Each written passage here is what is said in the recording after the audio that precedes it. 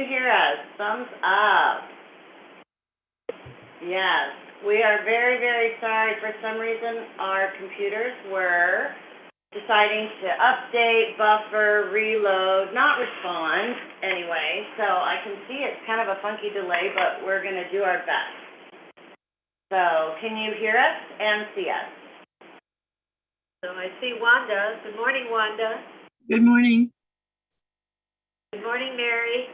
Good morning. Good morning, Ron. Do we have anyone else that's on? Megan Dempsey from the hospital is on. Good morning, Megan.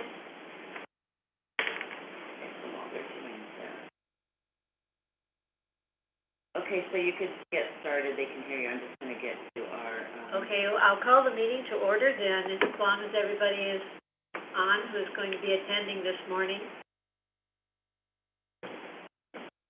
They can. This is the box. They can see you, so... Okay, hopefully... Pulling up our materials here, so... hopefully you will be with us this morning to get the update on our summit, our youth summit, and a couple of other items on our agenda having to do with our strategic initiatives. So let's begin with any public comment. Probably not. I don't know of anyone that is on board right now. So we'll move on to our minutes. Hopefully you have read them. Ask if they all got the May minutes or if they got a copy of the April minutes. Actually, the ones you printed out say May, but it's about with Tillicum. It is, so those are the ones. So. Yeah. It was saved. So we won't be able to do the minutes because they don't have the proper minutes, but we'll send those out and get those next time. The proper minutes will be provided to you shortly. And we'll get to them probably at our next meeting. So moving on then, let's go to new business and get a debrief on our youth summit. And Mary is going to do that this morning. Shannon is not well and will not be with us today.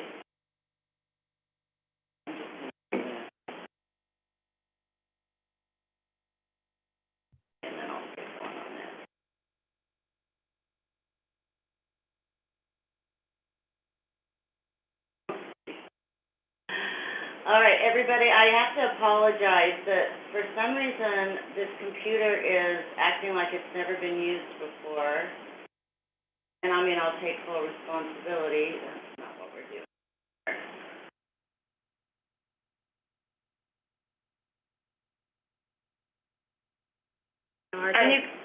So I'm going to just get started. And I'm going to... Nikki, are you on the phone? Or are you online? It's just hard to hear me. What's up? And I think our Zoom isn't working, so you'll have to unmute yourself and talk to us verbally if you can hear us.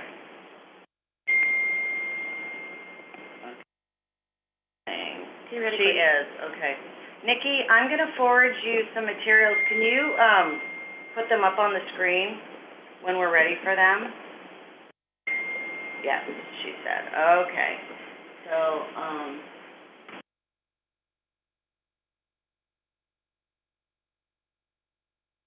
all right. So let's start off with just doing a summary of the Youth Summit, if everybody can hear.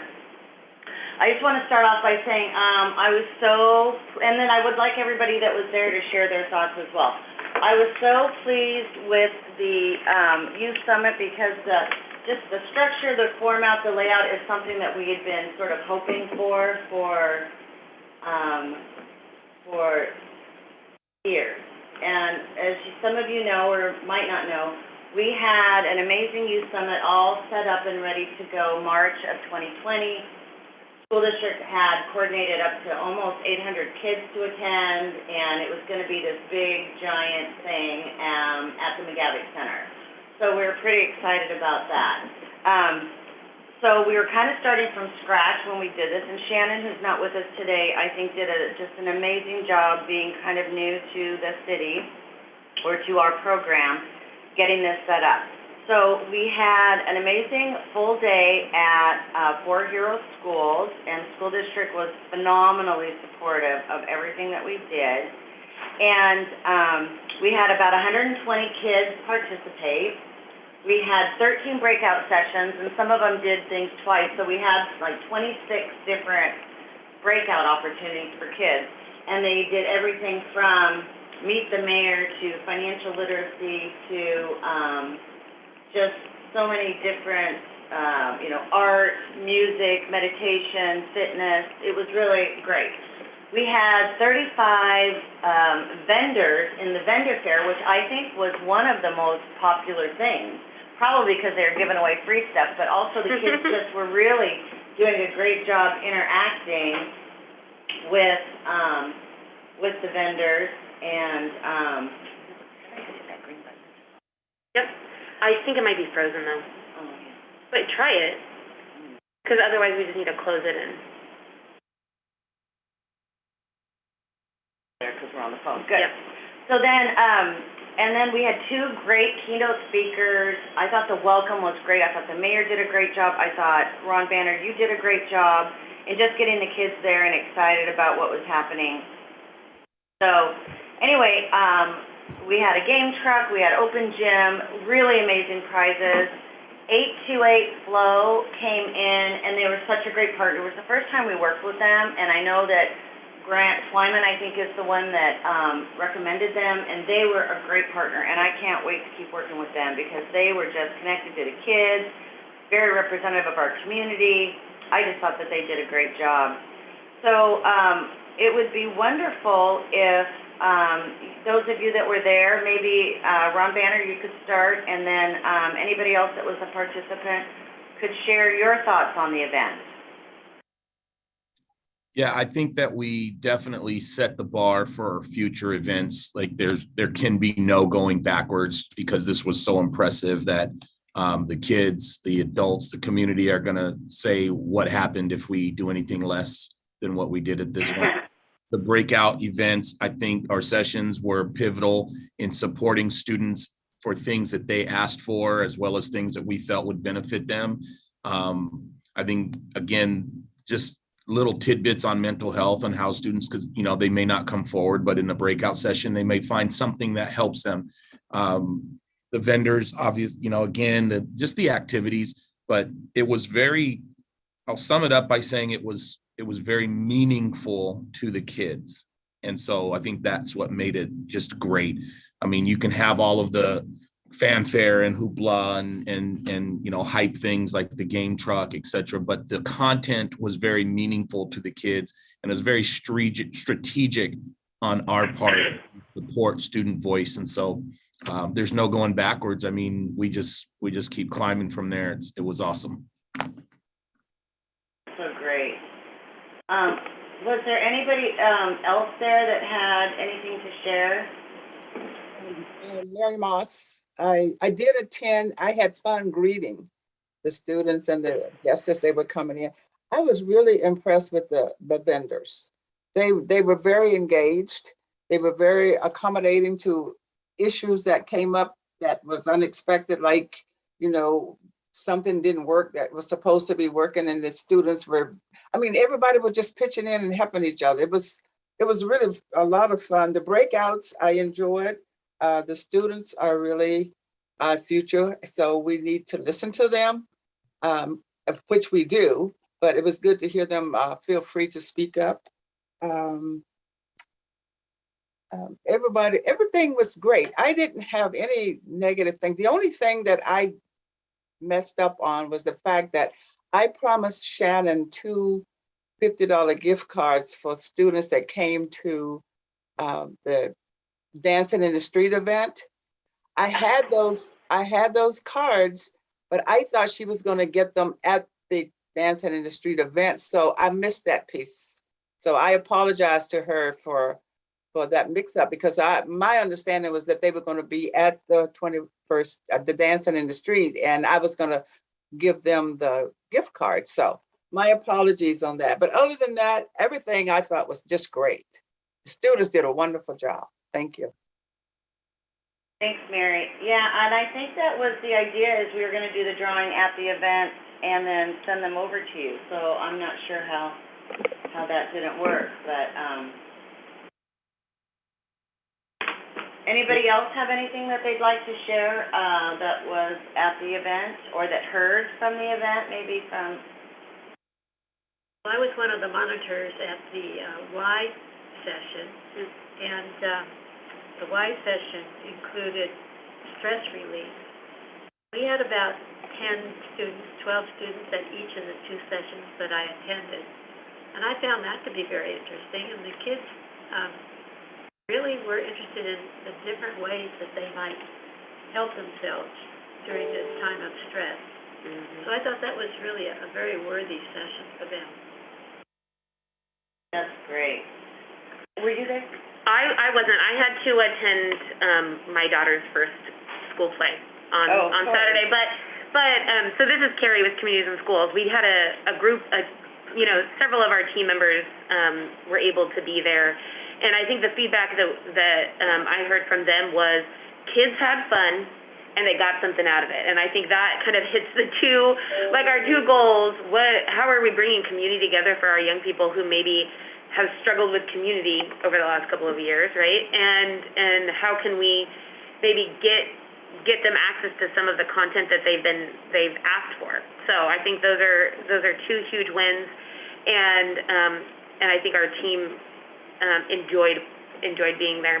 I think the feedback that I have kind of overall, and I've talked with Shannon about this too, is how can we bring partners on board earlier in the planning process, and how can we kind of iron out some of the things like transportation. I mention this at every meeting. I'm obligated, but iron some of those things out early in planning, so that way we reduce a barrier for kids early on, and we just make sure that we address some of those barriers to students attending, and kind of streamline some of the processes for planning and partner participation.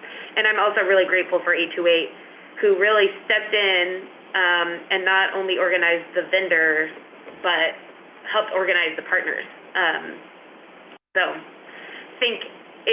I agree with Superintendent Banner. It sets the bar, and now we can improve and grow and incorporate youth voice even more in future planning. I agree. We worked with the mayor on doing a one with the mayor and Jordan, right? Yeah. So the first session was, I think the kids were just getting the ants in their pants, and it was kind of hilarious because they were a little bit all over the place, and Jordan did a great job of trying to keep them focused. See, I think we got you all back now. And then the second session when the kids, we probably had easily 20 kids in that first session, and I think Mary Moss and some of the other council members were there, and they were like, wow, this is what it's like to work with teenagers, which was fun. But they had a lot to say, just a different way of saying it. The second session, there was probably about 12 kids there, and they were hyper-focused on the mayor, really interested in the conversation, had a lot of really interesting things to say about the community, and so I really think that also was really beneficial too for the mayor to see that and to see that follow-up. Also, the icebreakers were so fun because it was things like, what's your favorite, or what's your least favorite kind of cereal and things like that. So anyway, it was a great day, and I think that everybody had a really good time. So Well, go ahead. There's no doubt that this is an outstanding type of activity for our youth. There is so much energy in that room, and our young people have a lot to say when they know that you're going to listen. They have a lot to share with us, and we need to keep that going. I was going to add that I think it will be powerful in whatever the follow-up is to young people, like the reporting back, if it's the mayor and city council members sharing what they learned from those listening and feedback sessions during Youth Summit, or some other way, so young people kind of get their voice continued through this follow-up. When does the youth council meet again?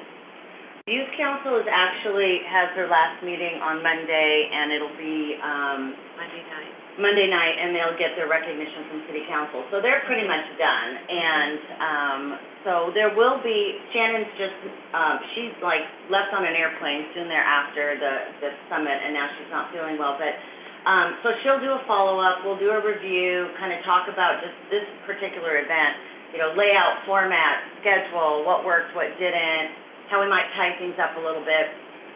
And I think, I agree with, getting all the right partners. I think everybody had a chance to jump in, but I'm not sure everybody did jump in until closer towards the end.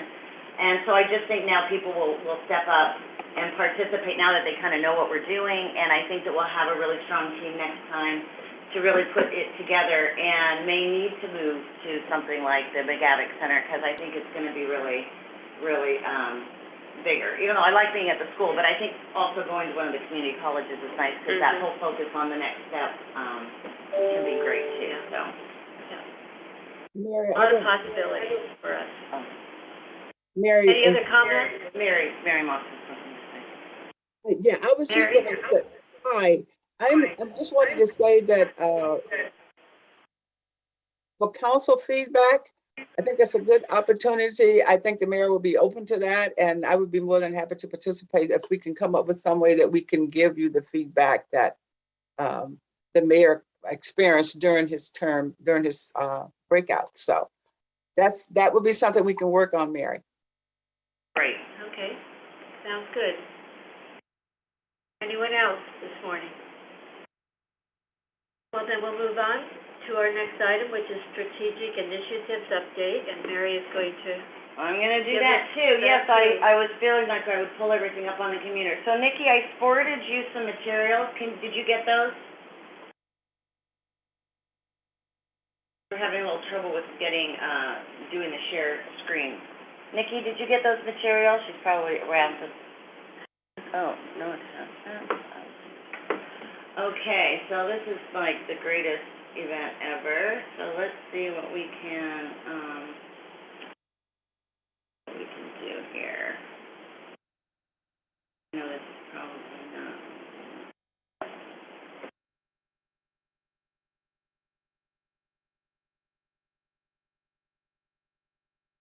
All right.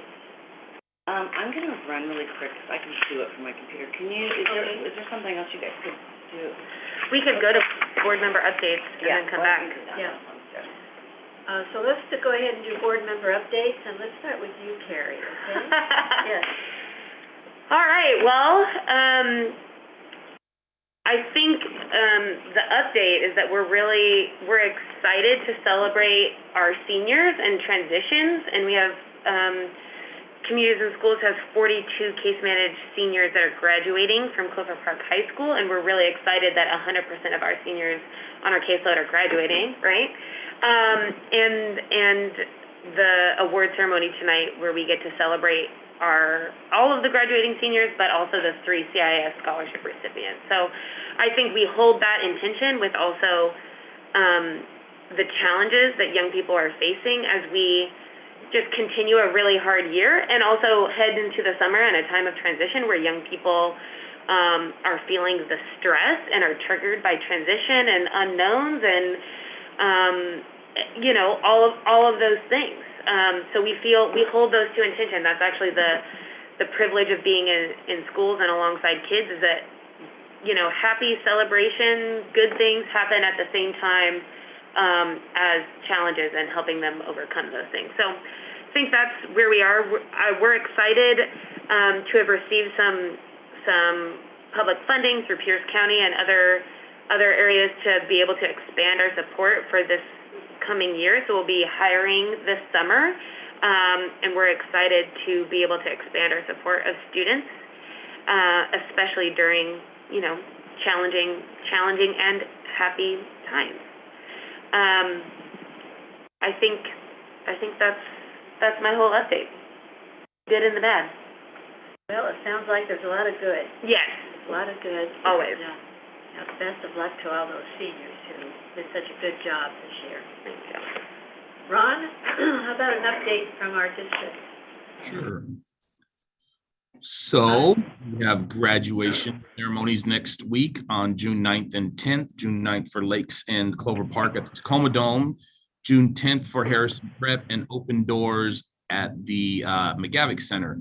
And Open Doors will have 91 graduates this year. You know, that's our alternative program where students who weren't able to in the traditional setting, and so to have 91 graduates in the spring, and they also had, I think, around 40 graduates, maybe 50 in the winter break. So they're really doing their job to make sure kids get graduated from high school. Employee of the Year awards went out for our certificated classified and administrator folks. That happened last month. We do have a district retirement ceremony slated for June 13th prior to our board meeting. Again, speaking about Open Doors, they were accredited by National Cognia, a company called Cognia, and so they earned their accreditation. And this is done for schools that they prove that they are implementing continuous improvement, and then they submit to an internal and an external review. So it's a pretty rigorous process. So to earn that accreditation means that that program is functioning at very high levels to get kids graduated. Open Doors was a new addition to that. All three of our other high schools were also earned that accreditation as a renewal. Saturday, June 4th, we have Lemonade Day. And so Lemonade Day is a partnership with the Lakewood Chamber of Commerce to support entrepreneurship within our youth. And so we've partnered with Idlewild Elementary and Custer Elementary. And so kiddos throughout from those schools will have lemonade stands. Some will be practiced tomorrow at their schools, but they'll be throughout the community. So they'll be at Harry Todd Park on Saturday. They'll be outside of Hops and Drops, Bruno's European Restaurant, Anderson's Shoe Repair, Lakewood Hardware and Paint, Revive Yoga, Rob Lakewood Camera, Manic Meatballs, and House of Donuts. And so all of those locations will have students from those schools and their parents. They have these PVC built kits where they build the actual stand. They'll be selling lemonade. It's $2 a glass. If you can get out and support them, please do so. These kids have done a ton of work over the last couple months in partnership with the Lakewood Chamber of Commerce. And this is a national event. And so the Lakewood Chamber brought it to local and said, hey, do you guys want to do this? And we were like, absolutely. And of course, just like everything else, we had these grandiose plans in 2019. COVID delayed that, but we are back at it. And so we're looking forward to our kiddos getting out and building that entrepreneurship within them. And they build so many skills, you know, when they go through this process. So well, kudos to those children, and hopefully there'll be an article in the Times, in our sub-Times, so that I'm sure there will definitely be some get our yes. out there. I don't know if you know Joe. Go ahead. Did you say that was this Saturday? It is Saturday, June 4th. Yes. Oh, great. Okay, thank you. And I think we've partnered with some of the events like the Harry Todd Park event that we partnered to get out to that one, so that, you know, again, just for the exposure of our students. And we know there's going to be some traffic flow, people flow at those areas. So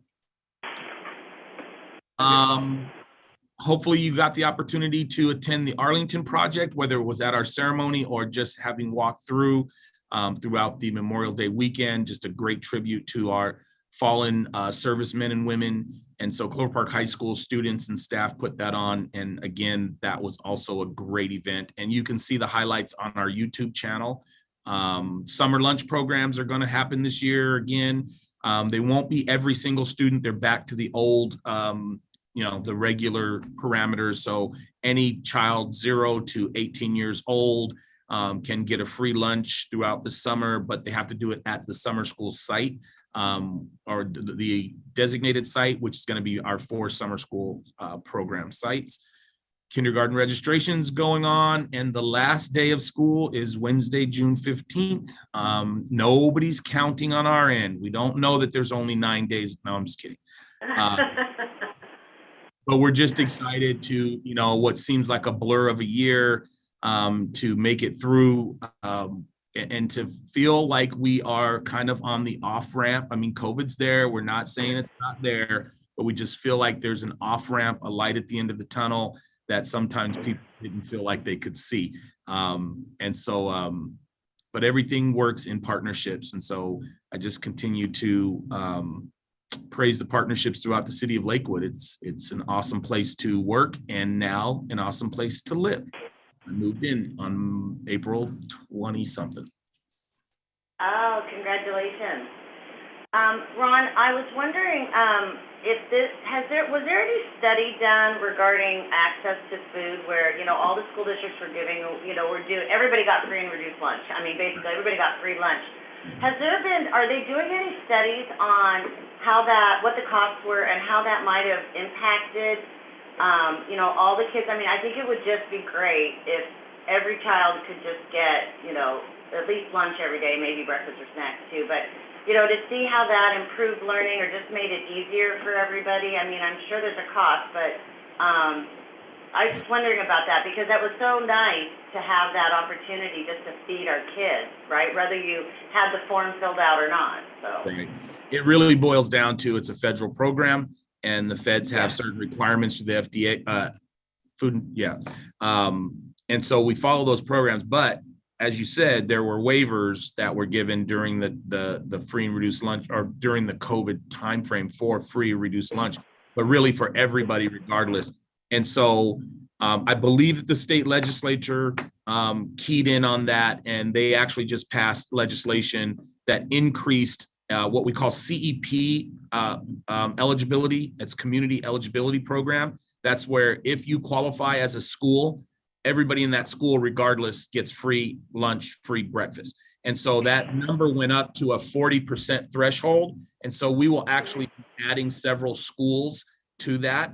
And it just depends. Now that does tend to cost us in different ways. There's collateral damage to that because if I'm in a school and I already know I'm going to get free lunch, then I don't fill out the free lunch form, right? And so the free lunch form is what tells us somebody's eligible for free lunch or they're living in the poverty zone, which is right now it's like 65.9% of our students are qualified for free and reduced lunch.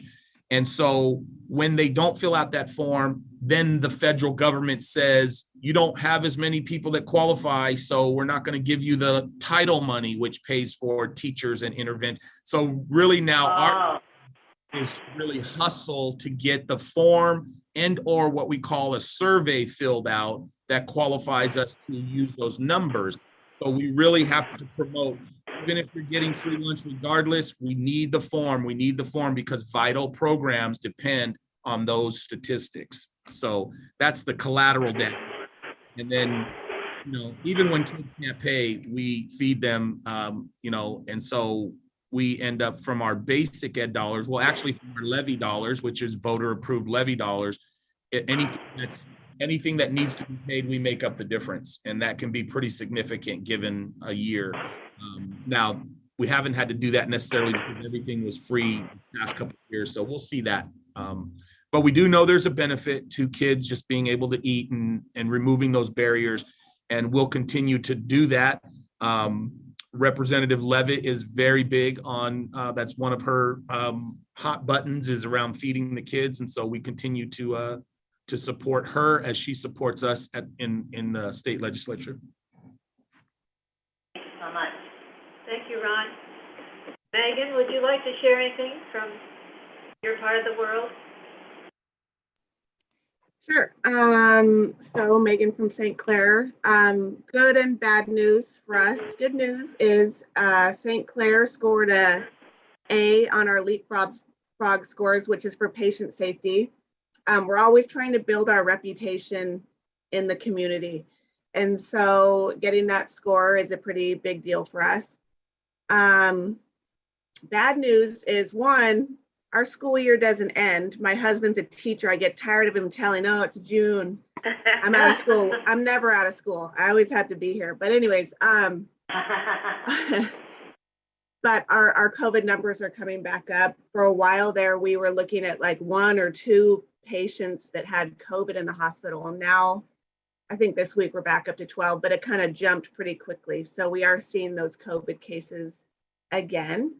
They don't seem as sick as they were back in January, but we'll see. Everything else is going pretty well here. That's all I have. Thanks, Megan. Thanks, Megan. Mary? What would you like to share with us this morning? Great. I would like to share with you that your council members are busy in the community doing different things. Our Mayor Whalen did a great opening ceremony for the Mountain View at the Mountain View Memorial Day celebration. He's really good at public speaking, so I give him kudos on that. We've been meeting with our Congress and senators. We've been doing it virtually, but just to keep them in the loop on what's going on in our city and what our needs are. So we've been working with Congresswoman Strickland. And so we are scheduling to meet with Senator Murray. But her schedule is as busy as ours, so that's going to take some time. And effective June 6th, we are going to be at our meeting. There will be a police commissioning ceremony. That's June 6th. And the presentation from the Friends of Claudia Thomas are going to be speaking with the council about some things that are going on. So that would be exciting. Yesterday, I did attend the Buffalo Soldiers grand opening in DuPont. That is really interesting. It was very, it's something that it's on Barksdale Street. And that was the first time I'd known it was there, but it's a surprise when you go inside the building. It's not it's much larger than you thought it would be, but they had a good turnout. The Buffalo Soldiers Theater, had the horses there and everything. So really good. And, one of the things that I am pleased with the city of Lakewood, period, is the fact that we have so many people that are willing to support and give back to their community, which makes it very easy and helpful for us to look good because we have a lot of volunteers that help us to get to where we are. So we're real pleased with that. We will be doing a proclamation for Juneteenth, which is coming up. So lots going on. Thank you. Yes, I have one question, Mary. On the last coffee chat that Jason had, was that a good turnout? I didn't make that one. I was not able to attend it, but from the pictures that I saw, it was a good turnout, and he was real pleased with the way it went. Yeah, I think, I've talked to some people who have attended, and they really appreciate having that opportunity. I think the location has a lot to do with it as well, because they're showing some utilization of that park other than when it's not being used for other activities. So it's, I think the people are feeling more comfortable about opening up and asking the questions. And then some of the programs that Jason, Mayor Whalen has set up are things that people are interested in. So very good. I'll share that with him too. Mm-hmm. Thanks, Mary. I'll jump in. So we are getting ready fast and furious for a crazy summer. It's the farmers market starts next week, so that's a great program. It's still at Fort Silicon Park. We're moving it to Tuesdays.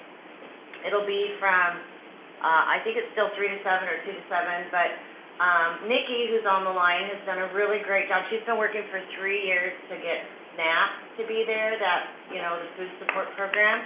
Not only is there going to be that opportunity for folks that, if you're not familiar with SNAP, it's basically like the food stamp program from the past, but it's for families to have nutritious food. She's also got a match program, so they can get up to, I think it's $30 or $40.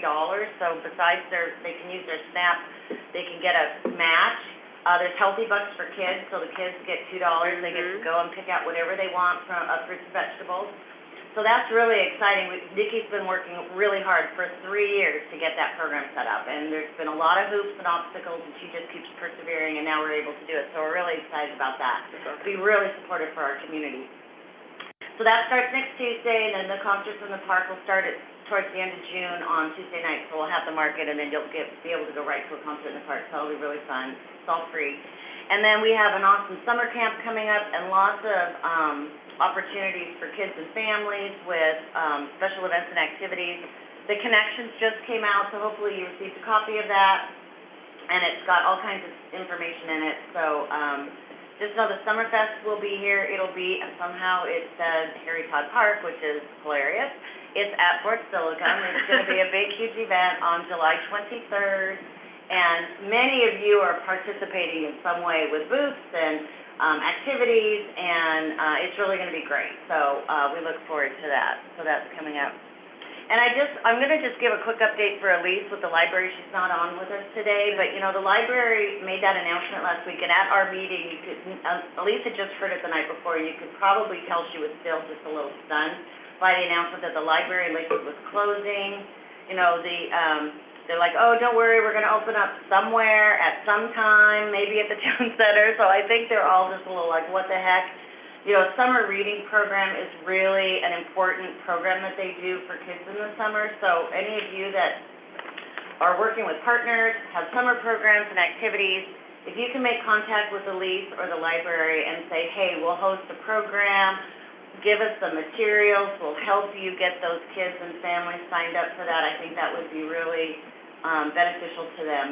That's a really important program to them, and I think they're kind of like, where is it going to be for our Lakewood families? So anyway, that if you can help out, that would be great. And they're just, continuing to work through this and connect with their people and their partners and just make sure that program continues. So. What's the best way to get a hold of Elise? Is there a Elise, number? Elise is on our email group, but she is, we can send that out, but if you look at your email on how you receive your agendas, Elise Bodell, and she's with the library system, so she should be there, so easy. Or just Pierce County Library, Google, and you'll find the phone number. I'll have it, I'll give it to you. Yeah, Okay. so that'll be great. Is there a temporary location that's been decided? No. Oh, no. Oh, I thought. They said somewhere probably in the town center, so I think they're still probably working on leases, Yeah. or negotiating that and moving all the books, and so it will still be a library that you'll be able to go to and get books and resources, and, it just won't, be the same library. And there's people that are very connected to that building based on past, and so some people, it's the trauma of that building not being open, and I think that can be important too. But I just think those resources are so important. The library is just such an amazing resource for our community. And so, carry on. I think the note was, oh, go to Silicon, oh, go to University Place. So it's like, okay. But I think, pretty soon, hopefully, they'll announce where it's going to be. So fingers crossed. Okay. Any other comments? Anybody else on? I do have a little bit of information if people have a few minutes. Strategic? Yeah. Okay. So I'm sorry that Strategic. the initial presentation was a little bit muddled, but I just wanted to follow up with the Community Services Advisory Board, who works with our Human Services Program, which provides funding to many, many of our nonprofit groups in the community, does a lot of programs. Last year, a subgroup of that group worked with a subgroup of our Lakewood's Promise, and they came up with the, youth mental health and workforce initiatives to really focus on how to keep kids safe and stabilized just by having families that can have, living wage jobs and then supporting our youth. So anyway, so that was some big work that they did. We do a 2-year funding program, and we're getting ready to work with council on preparing for that. If all goes as planned, the applications will be released in July. People have till the end of August to turn them in, and then between September, October, there's a lot of review and presentation and deliberation, and then we'll put a funding package together for council in November. It goes with our budget. It's about $390,000 that we send to the community. There's 5 strategic initiatives that we focus on, and the board met and wants to continue with those, and those are emotional support for kids, that's providing direct services to youth and families, like after-school programs, late-night programs, things like that, CIS. Housing and homeless prevention. Almost everything we do, we don't have shelters. We do a lot of what we do is crisis intervention to prevent homelessness. So, but we do some direct preventing homelessness in our community. We support LAHSA, we support, a shelter, actually, some of the shelter programs, temporary sheltering and transitional housing. So there is specific homeless prevention, but, also, again, just keeping families from becoming homeless. Crisis stability and advice and advocacy. So those are just making a lot of connections. That could be domestic violence support, it could be legal support, it could be a variety of programs that support those groups. Access to healthcare and behavioral health, so that's Greater Lakes Mental Health, that's Lakewood dental support for kids, and then community health right over here. So we do some support in that way. And then access to food. And we do a lot with food, and so we provide support to EFN, who's the big warehouse.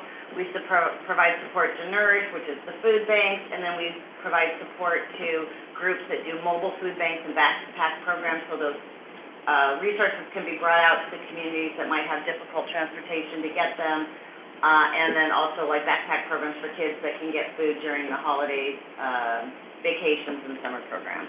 So those strategies will remain. And then they did work quite a bit on their application, mostly just to clarify and have it be more relevant to how are people serving, what are their, what's the makeup of their organization, so that we can, they talked about equity and diversity a bit to make sure that those groups that are supporting our community are representative of our community. They talked about some of the other things that they talked about in the application was, although a lot of people do many of the strategies, they really have them focus on one strategy because we monitor all the groups that are doing emotional support for youth. We really kind of look at them as a package to make sure there's not duplication and how we're, really covering those needs in our community. So we have people pick one strategy. If they do more than one, like emotional support for kids, but we're also feeding them and we're also doing referral, that's just bonus points. And then they just talk about specific measurable outcomes so that we can make sure that we're really making good use of our community resources. How do you listen to your clients? How do you outreach to your clients to make sure that you're, getting Lakewood residents that need your support? Anyway, so there's a whole application process. They'll be chatting with council I believe on the 27th of May to just make sure that we're all on the same page. With ARPA money, with CARES funds and then ARPA funds, a lot of agencies are getting resources, so we want to make sure we're not double dipping, that we're not duplicating, and that we're really getting the best bang for our city bucks. Again, it's about $390,000. It's 1% of our general fund, and it's a 2-year grant, so there's more stability with the agencies. They have to meet the marks the first year in order to get second year, but, we have some heavy hitters in our community that are doing just a great job and meet their marks every year and are really doing great work for our community. So, again, those announcements will come out in July. We'll probably focus heavily, we'll announce it everywhere, but heavily focus on our collaboration group, which all of the providers are in that group so that people know how to apply for those funds and how to make sure you're eligible. So we're excited about that. Okay, very thanks for all that information. Any other comments? Can I ask a question? Yeah, of You had mentioned that the Community Services Advisory and the Lakewood Promise subgroup met and are funding those strategic initiatives kind of like separate though, right, from the Human Services? Yes, so, Committee? yeah, they met last year and they worked together to make sure that they were coming in strong to council saying these are important resources, and so it was kind of an education for our group and also helping to educate council. So some of the ARPA money was specifically earmarked for youth mental health, which we met our partners with the school district who have hired an individual to work with the high school kids at Clover Park, well, I think at both high schools. And then working with career team to do some outreach for those areas that are really hard to get. So that's separate than human service resources. That doesn't mean someone that's doing youth mental health services or some kind of workforce development can't apply for human resources or for the human services funds. They can. We're just not duplicating. So we want to make sure that we're spreading those resources out. It's quite rigorous, I have to say. We typically get almost twice the amount of need as we have resources to fund, so it's really competitive. It's very thoroughly reviewed, and we have, I think in the years since I've been here, really funded great programs. We don't fund agencies, we fund programs, so everybody's able to apply if you meet the criteria. So we'll send that information out to you. Okay, thank you, Mary. Last comment, I wanted you to know that the Friends of Claudia Thomas will be doing a presentation on Monday night with the City Council in regard to the Habitat for Humanity house that is being built in